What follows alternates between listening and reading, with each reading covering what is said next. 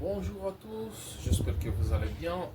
En génétique mendélienne, il y a un croisement appelé back cross ou test cross, qui sont termes en anglais qui signifient tout simplement croisement retour ou bien croisement test. Alors, quelle est l'importance, quel est l'intérêt de ce croisement? Suivez-moi jusqu'à la fin. Alors, prenons tout d'abord un cas de monohybridisme, c'est-à-dire on va suivre la transmission d'un seul caractère. On va prendre le cas de l'aspect de grain de maïs.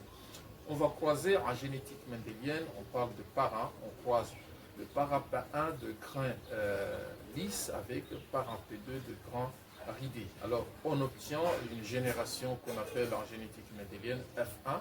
Lorsqu'en F1, on trouve que toutes les générations ont des grains lisses, à ce moment-là, on arrive à la conclusion que l'allèle lisse est dominant par rapport à l'allèle ridé.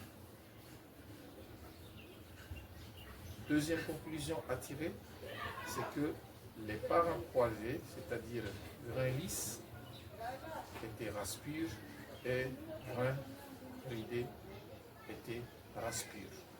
C'est ce qu'on appelle la première loi de Mendel. Et quand on veut faire ce qu'on appelle le test cross, à ce moment-là, on va prendre un individu de grain ridé qui est récessif et on le croise avec un individu quelconque par le génotype.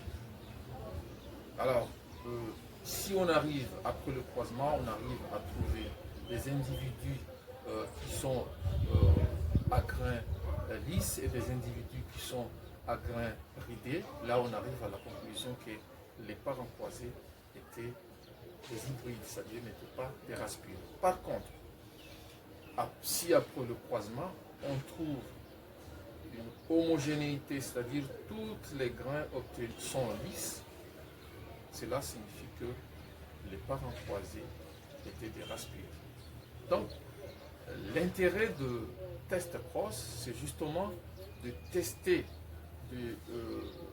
un individu et savoir si il est race pure ou il est hybride.